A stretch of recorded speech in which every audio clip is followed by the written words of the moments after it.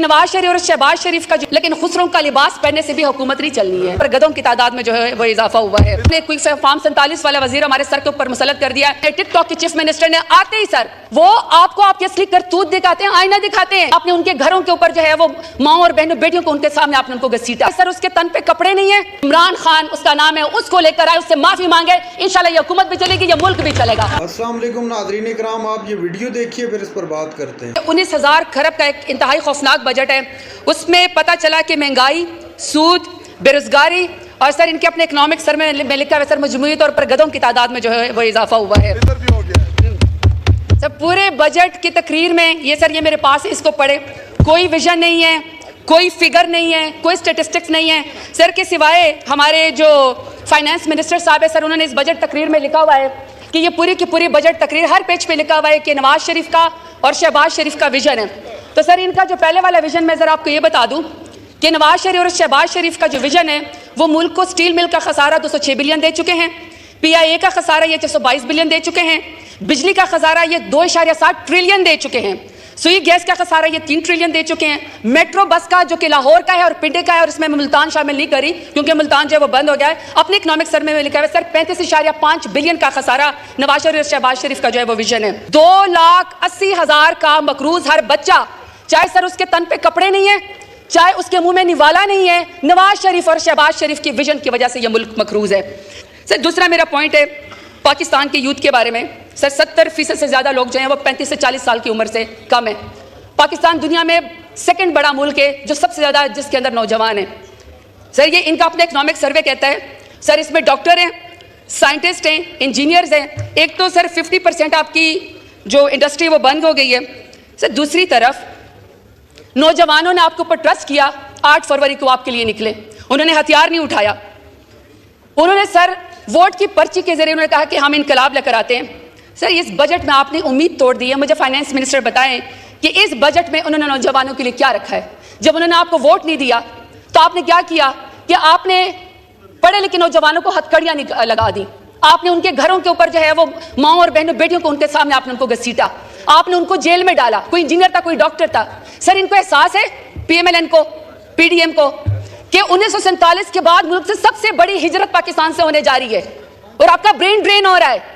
ये सर यहाँ पे ऊपर हॉल के अंदर यूनिवर्सिटी के स्टूडेंट बैठे हुए हैं, आप इनको ये बताना चाहते हैं कि आप अपनी मर्जी से वोट की पर्ची डालेंगे तो हम जो है आपके लीडर के ऊपर जो है उसको 31 साल की रातों रात सजा देके काल कोठरी में बंद कर देंगे। अगर आप अपनी मर्जी से वोट डालेंगे तो आप डॉक्टर यास्मीन राशिद जैसी, आलिया हमजा जैसी, बुशरा बीबी जैसी खवातीन को आप सड़कों के ऊपर घसीटेंगे, आप उनकी इज्जत के उसमें केस के अंदर आप हाथ डालेंगे, नौजवानों की आप तजलील करेंगे, सेल्फ रिस्पेक्ट को खत्म कर देंगे, कभी डिजिटल दहशतगर्द करेंगे, कभी कहेंगे कि इल इन्फॉर्म्ड यूथ है। सर वो आपको चाहे बाहर बैठे हुए हो चाहे पाकिस्तान के अंदर बैठे हुए हो, वो आपको आपकी असली करतूत दिखाते हैं, आईना दिखाते हैं। अगर आपको आईना नहीं पसंद, अगर आपको आईने में अपनी शक्ल नहीं पसंद, बदसूरत लगती है तो अपने करतूत सीधे करें, आईना मत तोड़ें। आप पाकिस्तान के नौजवानों को मायूस मत करें। सर इस बजट में आई एम सॉरी टू से इस बजट में यूथ के लिए कोई पॉलिसी नहीं है, कोई विजन नहीं है, कोई बजट इसके अंदर नहीं रखा गया है। फिर सर मैं साउथ पंजाब से मेरा ताल्लुक है, सर साउथ पंजाब से मेरा ताल्लुक है। सर मैं महरूम तबके को रिप्रेजेंट करती हूँ। सर 1947 से लेकर अब तक हमारे सराय की वसेब के लोग अपनी बका की जंग लड़ रहे हैं, सराय की सुबह मांग रहे हैं। आप तो तख्ते लाहौर को सब कुछ दे देते हैं सर 2 ही पॉइंट से तख्ते लाहौर को सब कुछ दे देते हैं, लेकिन सर मेरे सराय की वसेब में कोई चीज सिवाय महरूम है और कुछ नहीं है। सर पिछली दफा हम लोगों ने साउथ सेक्रेटरीट हमारी हुकूमत में प्राइम मिनिस्टर इमरान खान ने बनाया इनके लिए, सर उसको पीपल्स पार्टी ने भी सपोर्ट किया।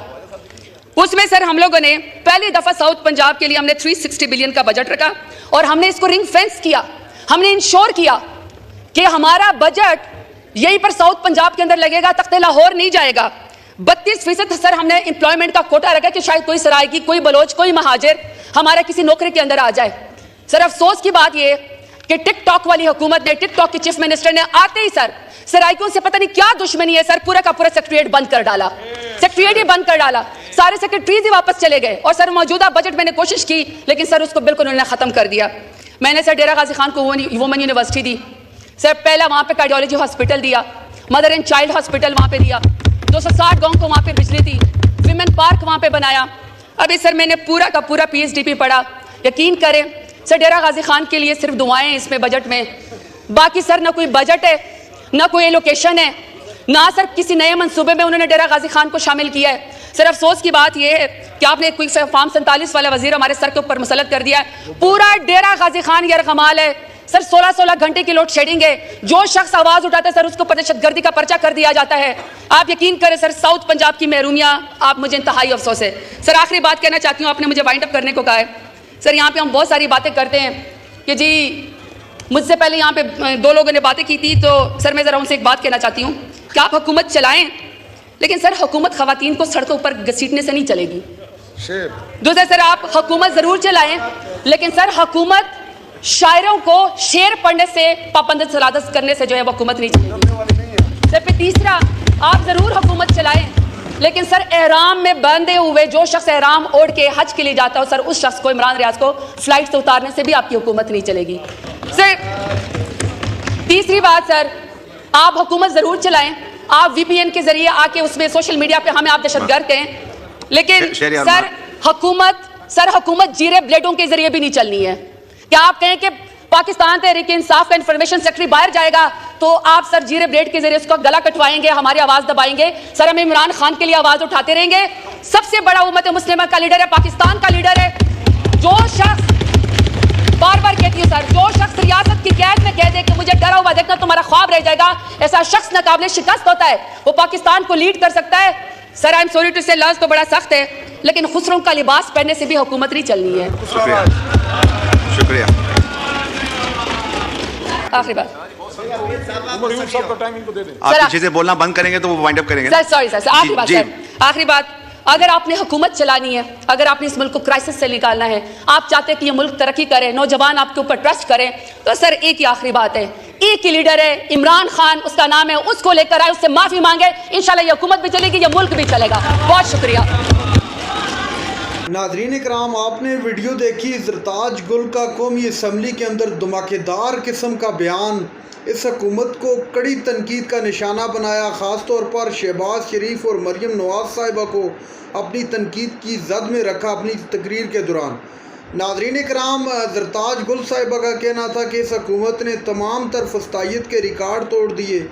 75 साल तारीख़ में जो इस कौम ने नहीं देखा, वो इन 1-2 सालों के दौरान इस कौम को दिखा दिया इस शहबाज और इसकी हुकूमत ने, जो कि एक मांगी तांगी हुकूमत है और ये किसी भी वक्त गिर जाएगी। नाज़रीन इकराम, मज़ीद कहना था ज़रताज गुल साहिबा का मरीम नवाज़ के हवाले से कि ये जो लिबास पहन लेती हैं, या अब मैं अल्फाज रिपीट भी नहीं करना चाहता, उन्होंने कहा कि ये खुसरों का लिबास पहनने से हुकूमत नहीं चला करती।